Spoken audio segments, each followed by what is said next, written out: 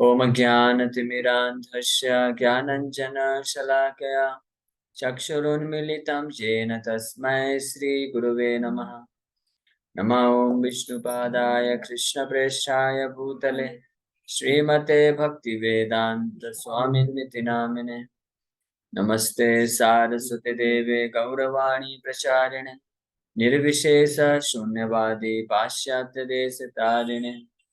नमो महावदन्याय कृष्ण प्रेम प्रदायते कृष्णाय कृष्ण चैतन्य नामने गौरतुसे नमः। जय श्री कृष्ण चैतन्य प्रभु नित्यानंद श्री अद्वैत गदाधर शिवासादि गौर भक्त वृंद। हरे कृष्णा कृष्ण कृष्ण हरे हरे, हरे राम राम राम हरे हरे। हरे कृष्णा। आप सभी भक्तों का हार्दिक स्वागत है आज के श्री चैतन्य चरितमृत के इस चर्चा में। तो आज हम लोग चर्चा करेंगे Chaitanya Charitamrita Adi Lila, second chapter and verse number. तो ये श्लोक श्री कृष्णदास कविराज गोस्वामी बता रहे हैं यहाँ पे कि किस प्रकार से भगवान कृष्ण समस्त अवतारों के भी स्रोत हैं। इस बात को इस चैप्टर में स्थापित करके फिर फाइनली उन्होंने ऑलरेडी जैसे बताया, सही था गोविंद साक्षात चैतन्य गोसाई जीवन विस्तारित ऐसे दयालु आरनाई, कि वही जो गोविंद हैं जिनको भागवत में अवतारी के रूप में बताया गया। अवतारी मतलब सारे अवतारों के भी भगवान कृष्ण कौन है? स्रोत हैं। भगवान केवल एक अवतार नहीं है। तो उसी का प्रमाण जो है प्रस्तुत कर रहे हैं भागवत से। तो एक श्लोक लिया था उन्होंने ब्रह्मा जी का। आपको मालूम है ना, ब्रह्मा जी ने अपराध किया था भगवान के प्रति। क्या अपराध किया था? वो मतलब वो जब उन्होंने देखा ना कि इनके मुंह पे था पच मार के जो। हाँ ठीक है। शिशु वत्स हरि ब्रह्मा करिला अपराध।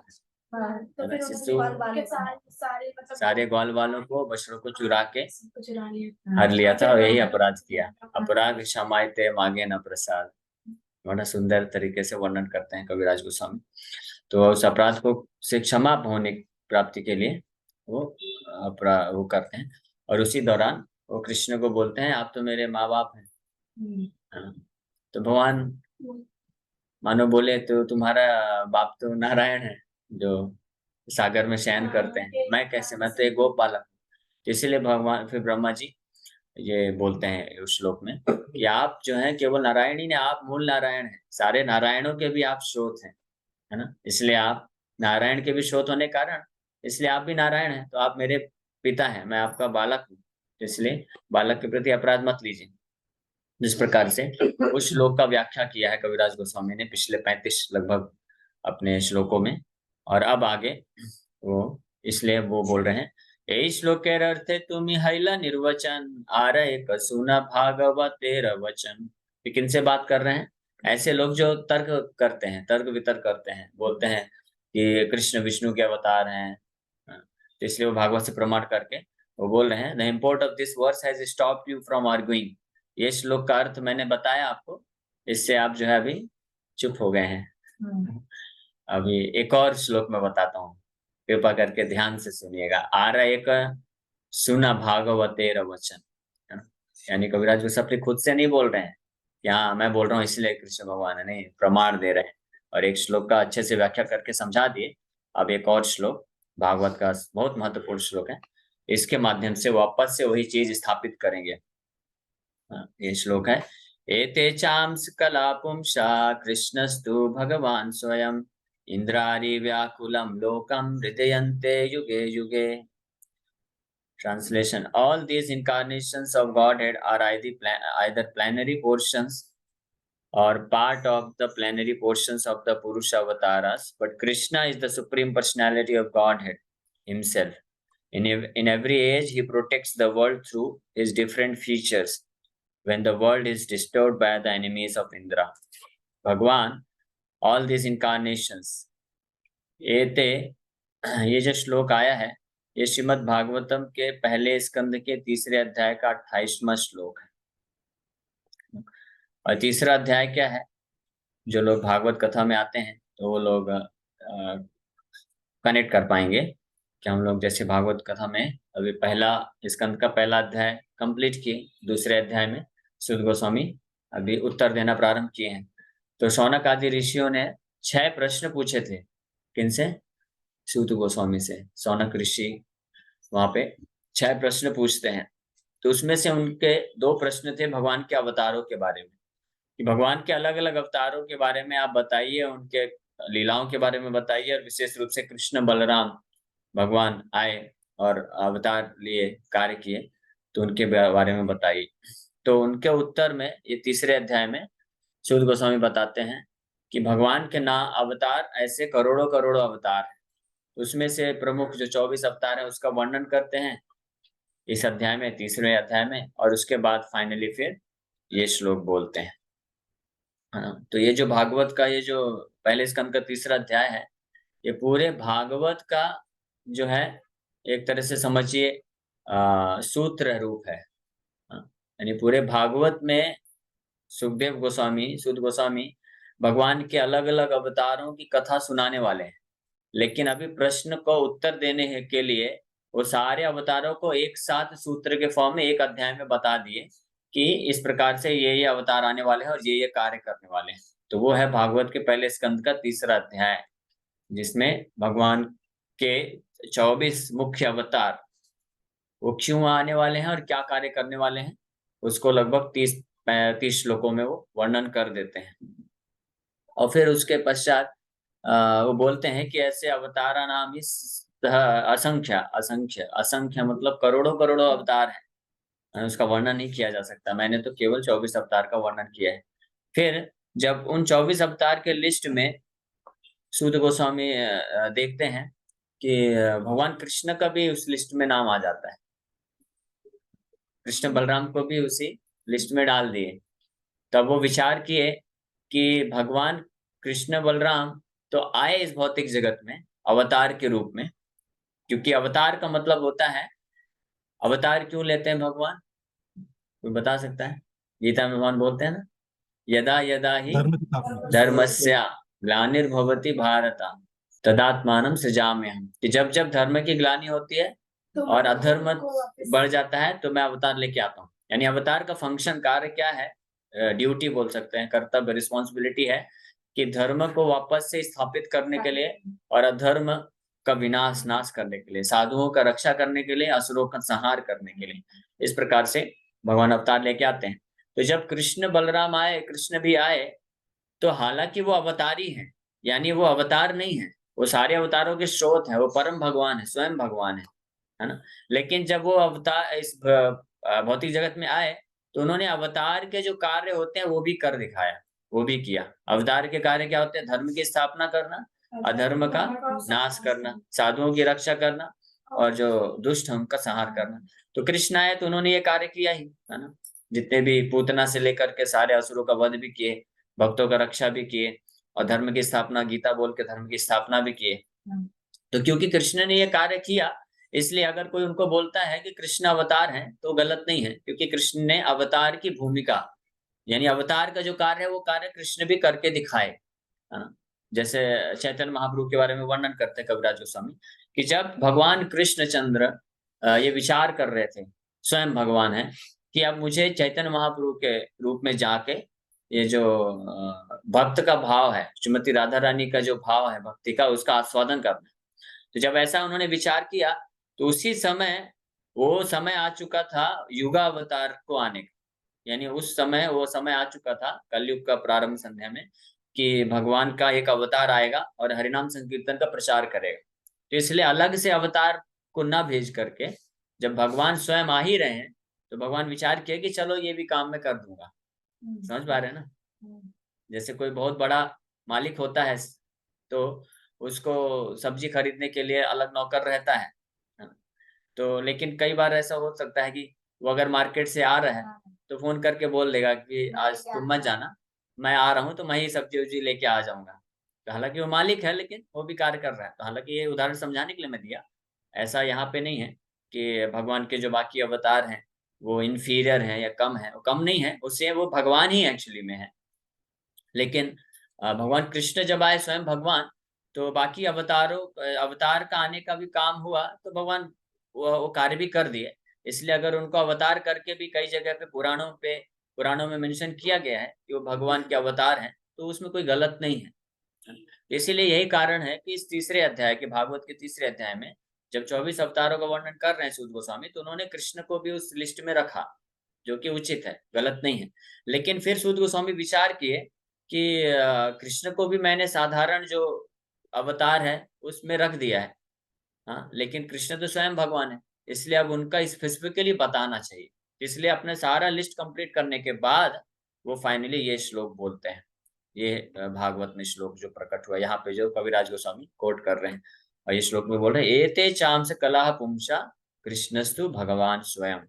एते चा अंश कला पुंसा, एते मतलब ऑल दीज, यानी ये सारे जितने भी अवतार अभी तक मैंने लिस्ट बनाए हैं, ना राम, नरसिंह, वराह, कूर्म, मत्स्य, परशुराम, बुद्ध, कल्कि, ये सारे जो भी अवतार मैं अभी गणना किया बताया, तो ये सब के सब क्या है, अंश और कला है।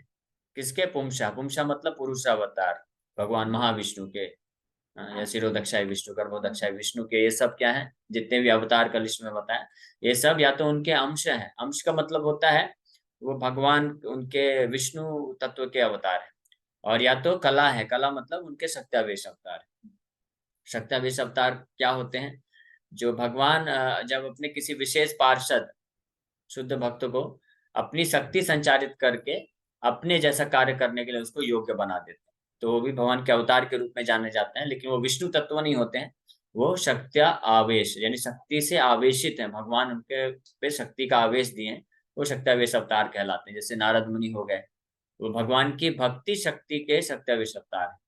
वेद व्यास जी हो गए, वो भी शक्त्यावेश अवतार हैं, साहित्यिक अवतार माने जाते हैं। इसी प्रकार से गौतम बुद्ध हो गए, कल्कि अवतार हो गए, पृथु महाराज हो गए, चतुष्कुमार हो गए, तो परशुराम हो गए। ये सब कौन है? ये भगवान के शक्त्यावेश अवतार हैं। यानी ये भगवान के कोई पार्षद हैं, जीव हैं। जीव नहीं बोलेंगे, जीव तो जो संसार में बद्ध होते हैं उनको जीवात्मा बोला जाता है। लेकिन भगवान के जो नित्य पार्षद हैं, विशेष पार्षद हैं, उनको शक्ति का आवेश देकर के अवतार लेते हैं, तो उनको कलाह बोला गया। यहाँ पे जो शब्द है कला, उनको भगवान का कला बोला जाता है। और अंश, शांश यहाँ पे जो है अंश, अंश उनको बोला जाता है जो डायरेक्ट विष्णु तत्व होते हैं। जैसे नरसिंह भगवान, वराह भगवान, मत्स्य अवतार, राम अवतार, ये सब डायरेक्ट विष्णु तत्व है, ये भगवान है स्वयं, मतलब स्वयं भगवान के डायरेक्ट विष्णु तत्व अवतार हैं। तो ये जितने भी कैटेगरी हैं, चाहे अंश अवतार हो या कला अवतार हो, ये सब के सब क्या है, या तो अंश है, कला है, किसके? भगवान विष्णु के। लेकिन सेकंड लाइन में फिर स्पेसिफिकली क्लियर कट बता रहे हैं, बट कृष्णस्तु, तू मतलब बट, लेकिन कृष्ण क्या है?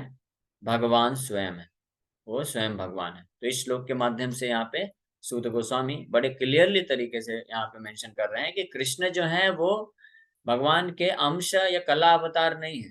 भगवान विष्णु के ना तो अंश या अवतार है, और ना ही सत्यावेश अवतार है, ये कैटेगरी के नहीं है वो। तो कौन है? वो भगवान स्वयं है। जो विष्णु है, भगवान विष्णु, महाविष्णु, जो कि नारायण से आते हैं। नारायण आध्यात्मिक जगत में है, और फिर जब वो भौतिक जगत का संचालन करना होता है, तो अपने आप को महाविष्णु, गर्भोदक्षाय विष्णु और शिरोदक्षाय विष्णु के रूप में विस्तार करते हैं। ये हमने चर्चा किया था पिछले कई श्लोकों में। तो ये जो है पुरुष अवतार कहलाते हैं, पुरुष इनको बोला जाता है, और ये भी भगवान है। भगवान मतलब the supreme personality of God head की कैटेगरी में आते हैं। लेकिन कृष्ण जो है वो केवल भगवान नहीं है। वो कौन है? यहाँ पे बता रहे हैं क्लियरली, कृष्णस्तु भगवान स्वयं। भगवान स्वयं शब्द स्थापित करता है, इस बात को स्थापित करता है कि कृष्ण जो है ओरिजिनल भगवान है। तो ओरिजिनल भगवान मतलब ऐसा नहीं समझना चाहिए कि बाकी जो डुप्लीकेट भगवान है। तो ओरिजिनल का उल्टा डुप्लीकेट नहीं बोला जा रहा है। ओरिजिनल भगवान मतलब कि मूल नारायण है कृष्ण, जिनसे सारे विस्तार प्रकट होते हैं। और वो क्यों आते हैं? इंद्रारी व्याकुलम लोकम हृदयन्ते योगे योगे, यानी इंद्र जो है अपने शत्रुओं से व्याकुल, व्याकुल मतलब दुख में आ जाते हैं जब, तो उनको खुश करने के लिए, यानी उनको वापस से इनके असुरों से मुक्त करने के लिए भगवान अलग अलग प्रकार के अवतार लेके आते हैं। लेकिन कृष्ण तो इस प्रकार से इस श्लोक के माध्यम से, ये भागवत का श्लोक से कविराज गोस्वामी अभी स्थापित करेंगे। अभी ये हमने थोड़ा सा चर्चा किया, लेकिन इस श्लोक पे व्याख्या करने वाले हैं कविराज गोस्वामी आगे आने वाले बहुत सारे श्लोकों में। तो हम लोग धीरे धीरे आगे पढ़ेंगे। परपट में प्रभुपाद जी लिख रहे हैं, this statement of Shrimad Bhagavatam 1.3.28 definitely negates the concept that Sri Krishna is an avatar of Vishnu और नारायण। ये जो स्टेटमेंट है, ये जो श्लोक है भागवत का, निश्चित रूप में इस बात को नकारता है, खंडन करता है कि भगवान कृष्ण जो है विष्णु के अवतार है। क्योंकि अगर कृष्ण विष्णु के अवतार होते तो इस श्लोक में फिर उनको अलग से ऐसा नहीं बताते कि कृष्णस्तु भगवान स्वयं। इस श्लोक के पहले लाइन में एते मतलब ये सारे अवतार, ये 24 अवतारों का लिस्ट बनाया है, वो बोल रहे हैं ये अंश या कला है, यानी विष्णु के अवतार हैं। लेकिन कृष्ण जो है उनको अलग से बताया जा रहा है कि कृष्णस्तु भगवान स्वयं, कृष्ण जो है स्वयं भगवान है। तो ये भागवत का प्रमाण है। फिर आगे बोल रहे हैं, Lord Shri Krishna is the original personality of Godhead, the supreme cause of all causes. This verse clearly indicates that incarnations of the personality of Godhead, such as Sri Ram, Narasimha, and Varaha, all undoubtedly belong to the Vishnu group, but all of them are either plenary portions or portions of plenary portions of the original personality of Godhead, Lord Sri Krishna. ये श्लोक निश्चित रूप में clearly इस बात को स्थापित करता है। इसमें इस श्लोक में और भी कुछ चीजें हैं, हम लोग चर्चा करेंगे, लेकिन उसके पहले अभी तक का किसी भक्त का प्रश्न है तो प्रश्न ले लेते हैं, फिर और इसमें हम लोग थोड़ा सा डिटेल में और चर्चा करेंगे। प्रभु जी, ये प्लानरी पोर्शंस और part of partial plenary portion वो क्या है? What is the difference? And अंश, हाँ अंश जो होते हैं, हाँ, अंश वो पता है, डायरेक्ट, स्वांश पता है। हाँ तो अंश मतलब 100 अंश यहाँ पे बताया जा रहा है। हाँ। वो डायरेक्ट विष्णु तत्व है। और जो कला है जिसको part of plenary portion Rupa ji translate कर रहे हैं, वो शक्त्यावेश अवतार है। यानी भगवान के शक्ति समझ का आवेश है गए। उसमें, वो विष्णु तत्व नहीं है। माता जी, अंकिता माता जी। हरे हरे कृष्ण प्रभु जी, ये कला मतलब क्या है, थोड़ा सा बता सकते हैं? हरे हाँ कला वही बताया, जैसा कि कला मतलब भगवान के ऐसे अवतार जो शक्ति से आवेशित है, शक्त्यावेश अवतार है। वो विष्णु तत्व नहीं होते हैं, वो कोई जीव है, जीव नहीं बोलेंगे, बद्ध जीव, तो जो बद्ध जीव रहते हैं उनको जीव बोला जाता है। लेकिन वो भगवान के नित्य पार्षद होते हैं, उनको भगवान शक्ति संचारित करके अपना कुछ कार्य करने के लिए भेजते हैं। तो इस प्रकार से जब भगवान की शक्ति से आवेशित होते हैं वो, तो भगवान के जैसा ही कार्य करते हैं, उतना शक्ति रखते हैं। जैसे उदाहरण है पृथु महाराज, परशुराम, और कल की अवतार आने वाले हैं जो, ये सब शक्त्यावेश अवतार की कैटेगरी में। नारद मुनि भी हैं, वेद व्यास जी, चतुष कुमार, ब्रह्मा जी शिव जी गुणावतार में आते हैं।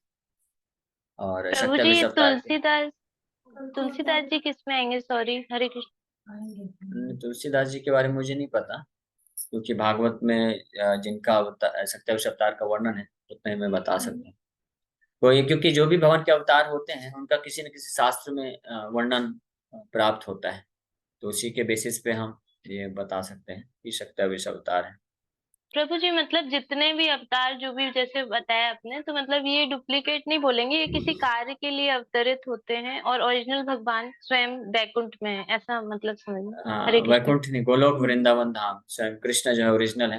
तो हाँ, उसी चीज का मैं अभी आगे व्याख्या करने वाला था, लेकिन मैं सोचा प्रश्न ले लेते हैं। तो ठीक है, सुप्रिया माता जी का प्रश्न लेते हैं, उसके बाद आप मुझे वापस से याद दिलाएगा, या मैं याद रखता हूँ कि मुझे प्रभु जी, बताना है कि ओरिजिनल और डुप्लीकेट जो हम सोचते हैं वैसा नहीं है यहाँ पे। यस माता जी। हाँ प्रभु जी, आपने कल एक बताया था ना कि कौन से वो पुरुष अवतार में थर्ड कौन से, कारणादय भिक्षु, गर्भोदक्ष भिक्षु, शिरोदक्ष विष्णु। हाँ, शिरोदक्ष विष्णु वो तो ही जनरली परमात्मा for everyone, right? So he resides in everyone's heart. So ये आपने क्या बोला था कल कि वो milk of ocean of milk में कहीं, हाँ कहीं जाके वो उनका ऑफिस है, वो मुझे पता नहीं चला कैसे। I mean he should be in everyone's heart, right? Yes yes, so he is there in everyone's heart. वो सबके हृदय में परमात्मा के रूप में है। लेकिन वो शिरोदक्षाय विष्णु, गर्भोदक्षाय विष्णु अपने आप को शिरोदक्षाय विष्णु के रूप में मिल्क ओशियन, शिव सागर है, वहां पे रहते हैं, और फिर वो शिरोदक्षाई विष्णु अपना विस्तार करते हैं असंख्य जीवात्माओं में परमात्मा के ओके रूप ओके, में। Got it.